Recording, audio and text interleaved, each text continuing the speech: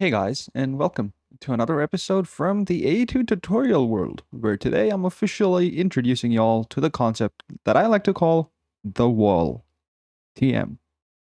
And honestly, a spectacular amount of you guys have built big controllers and have questions about what the subcontroller setup would look like and what the wall is. And just between you and me, looking back at my episodes, I don't think I did a good enough job at explaining the wall. So here we are. So let's start from the very beginning. And I don't mean you've already built a controller. I mean the very beginning. Like when you're at this stage of your playthrough, you have a bunch of devices connected into a single ME controller, and all 32 channels on your dense cable are occupied. This situation right here is no different from this situation right here. As you can see, the only thing that has changed is the length of this cable. For my next trick, I will break one of these cables and put in a ME wireless connector, but not connect it anywhere. Now, when I right click this connector, you can see its 32 channel bandwidth is completely fulfilled. This number right here is exactly the same as the number at the top of the screen here. 32 of 32 channels are consumed, and here too, 32 channels are consumed. This is because every single wireless connector can only pass 32 channels through it. Those 32 channels may come through wired means as well as wireless means. To further illustrate this point, I have created a quick little setup right here. In this case, 16 channels are coming into this ME controller, 8 of which are coming from these pattern providers, and the other 8 from these 8 interfaces, for a total of 16. 8 and 8. Now you can see there's 2 wireless connectors on here, one here and one there. This guy is transmitting only 8 channels, those 8 channels being the 8 channels from these interfaces. But if you take a quick nosy into this guy has 16 of 32 channels. That does not mean this one is transmitting 16 of 32 channels. It just means 16 channels are going through this. It's exactly like the number on top of the screen here, which is why I've said it before and I'll say it again. ME wireless connectors are just wireless dense cables. Anyways, moving swiftly back to the problem at hand, I hope it's fairly clear that this setup would be the same as this setup if I am to link the two wireless connectors together. Like I mentioned, this wireless connector is just a wireless dense cable that links to somewhere else that behaves as a wireless dense cable. All 32 channels are now going through this, and instead of being connected like so through a cable, they are simply connected wirelessly. So that setup there demonstrates sending channels over a wireless connection. Now, it's also possible to send channels over a P2P connection, and that's something I would like to show off right here so I don't have to do it later. If I do this, now this little subnet has less than 8 channels, so it's functional. Watch the channels video to know more. If I now go ahead and shift right click one of these to create an input side and right click to create an output side, you can see that all 32 channels from here go into this P2P, which is carrying 32 channels, that is sending it to the output side, that is carrying 32 channels into the rest of the dense cable. That is how you do that P2P nonsense. But what's cool about AE2 is that AE2 doesn't actually differentiate between P2P channels and regular device channels, because P2Ps are devices after all. So that means that there's actually nothing stopping me from doing something like this and hooking both of these to each other, and this is still the exact same setup. All 32 of those channels turn into a single P2P channel, which goes into this wireless connector, which goes across into this P2P, which creates its own channel, thus 2 channels on the subnet, and then the 32 channels come out on the other side into the ME controller. In this case, however, the ME controller does not see the P2Ps or the wireless connections. The wireless connections and the P2Ps are the part of this subnet. In fact, I think I should color the subnet a little differently, so let's color it purple. Here we go. There we are. Now, if you guys have been paying attention, this setup is the same as the second one right there. If I link these two wireless connectors to each other, there are now 32 devices connected to this ME controller right here. And if you look closely, these are 32 P2Ps. This is now effectively the same thing as this red subnetwork in this example mega controller. This was one of the things I was trying to construct to see if I can come up with a higher number of P2Ps and create a controller with more channels, but that's not important. What's important is that there are 32 devices connected here, and they happen to P2Ps that end up being routed into a single wireless connector. 16 on this side, 16 on this side, add up together to make 32 connections. Exactly like that. Let's just do some really quick math about these P2Ps right here. Is that an acceptable arrow? I think it is. On my screen right now are 32 P2Ps, which can carry 32 channels each, right? Because as you remember in that one right there, each P2P can carry 32 channels. So 32 P2Ps will carry 32 times 32 channels, which is 1024 channels. This math means that a single completely built out subnetwork from a main controller build like that one with 32 channels occupied is representing 1024 of the total channels available in the controller. If I fly on over to the main guy, the OG, this white connector with 32 of 32 P2Ps connected represents 1024 channels. So all those 32 P2Ps will send 1024 channels worth of connections into their subcontroller. I guess stealing that red subnetwork is a more realistic example. Here we go. Now this guy has access to the 32 red P2Ps from that controller build right there. Now to finally address the question that the wall answers, where do you ever need 1024 channels in a single place? The answer is you don't. It is much easier to split out your channels so you can utilize them as and when you need them. And that is where the wall comes in. Instead of having a single subcontroller with thousands and thousands of channels going through it, systems like the wall allow you to have individual subcontrollers for every group of cables. So these red cables would get one subcontroller, the green ones would get another, and then those green ones would get another, and then those red ones would get another. Or optionally, since AE2 is a free-for-all, you can do whatever you want and group them as you see fit. So to create the wall TM, you simply send your subnet channels into the back of a controller like so. 32 P2Ps come into this controller, and then coming out of this controller needs to be a correspondingly large cable, in this case a dense cable because there's 32 channels, and that then connects into a whole host of wireless connectors. 32 to be exact. The reasoning for this is twofold. One, that happens to be the max number of channels a dense cable can provide.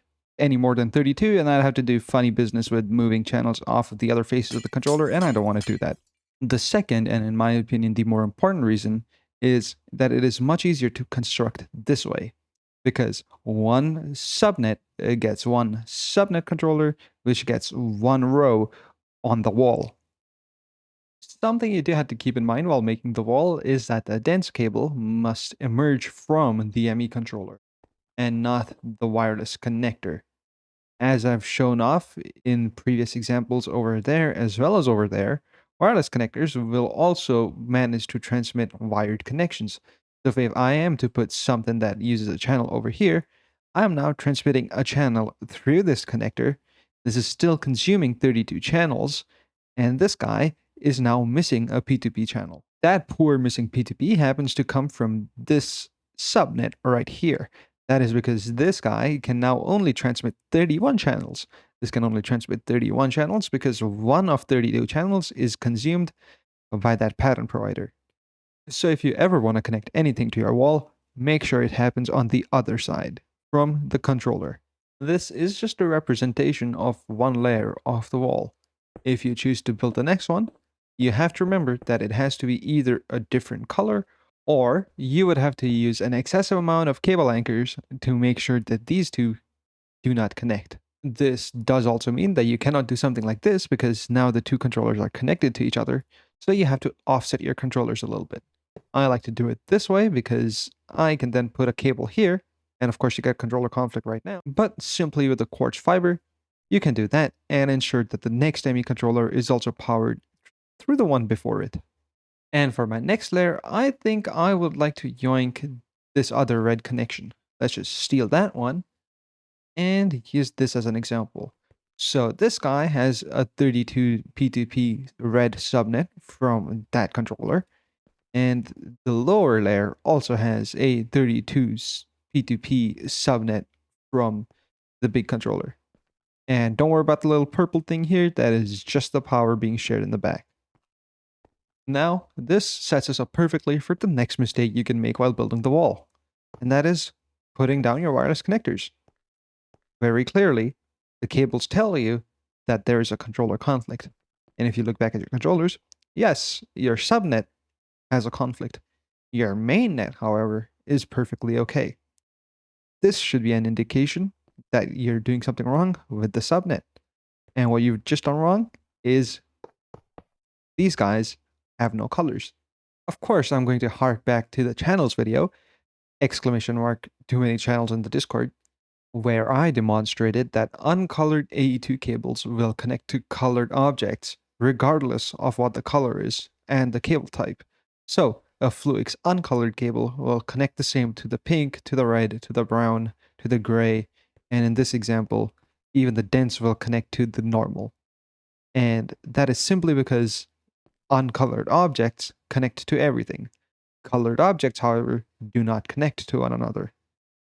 All you really need to remember to do to fix this is to middle click the cables behind the wireless connectors and then shift right click every single wireless connector to color it its own corresponding color.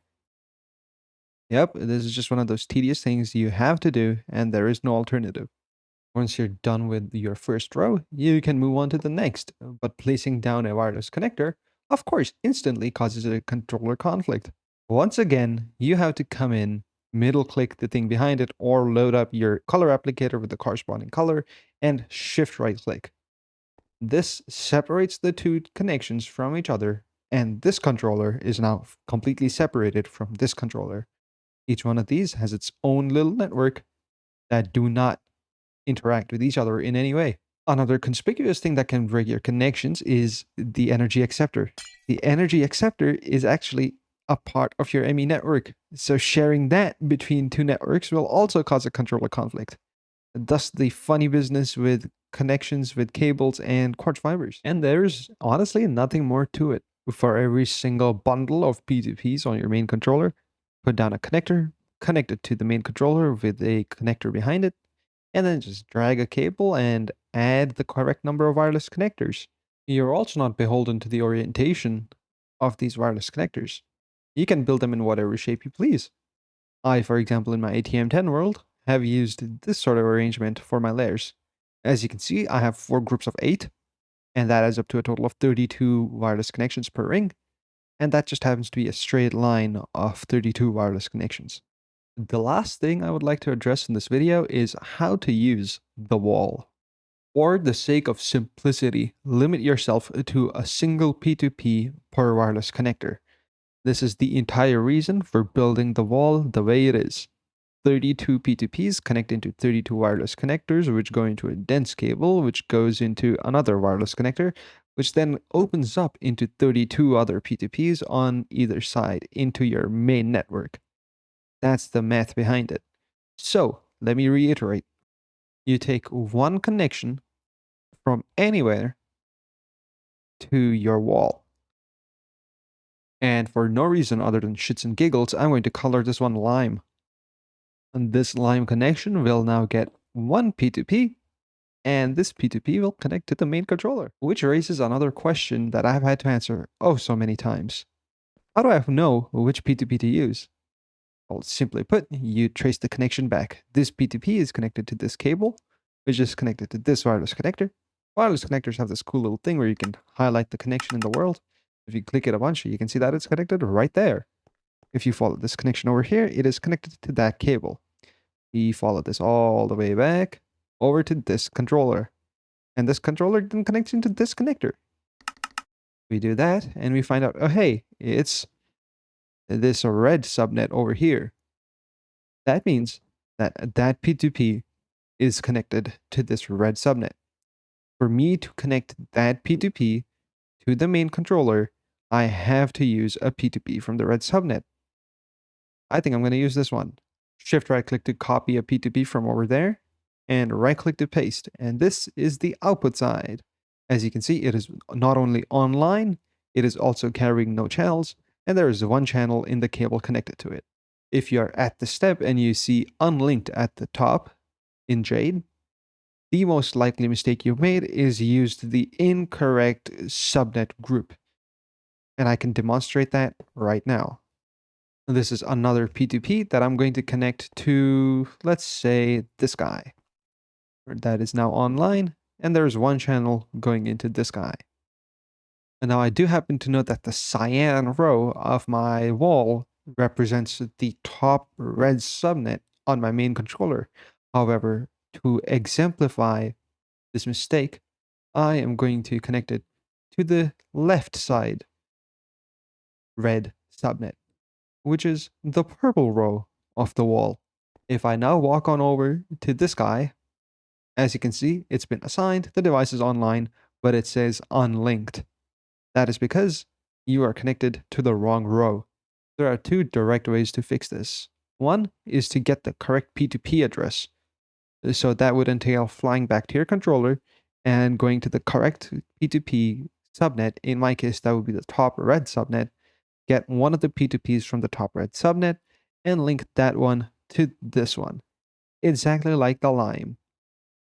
The other, arguably simpler one, is to find out where you got the connection from. And in my case, I happen to know that it is this red subnet right here. I can click highlight, which tells me, oh, it's the second row. I can then walk on over to this wireless connector and link it to the second row instead. And now this is device online and linked as an output side.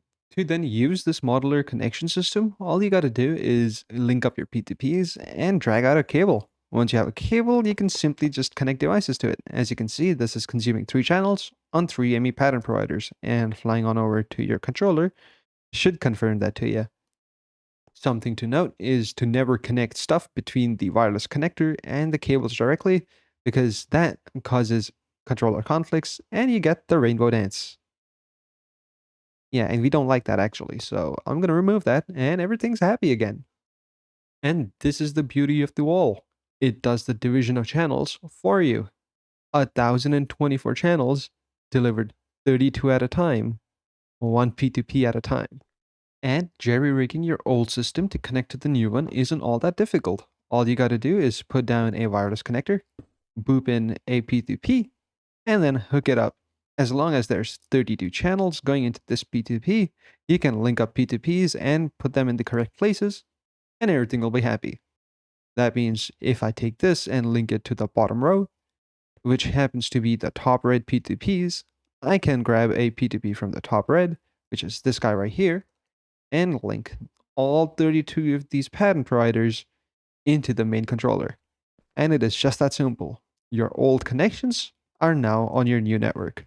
If I walk on over here, there should be 35. 32 from here, and 3 from the example way back there. And with all of this being said, I think I have told you guys everything you would ever need to know about building your own wall. Of course, I'll be open to comments and questions in the Discord, and will most probably answer each and every single one of them. In the meantime, guys, this has been Kesa, and I promise there are things on the horizon. I'll see you soon. Bye bye now.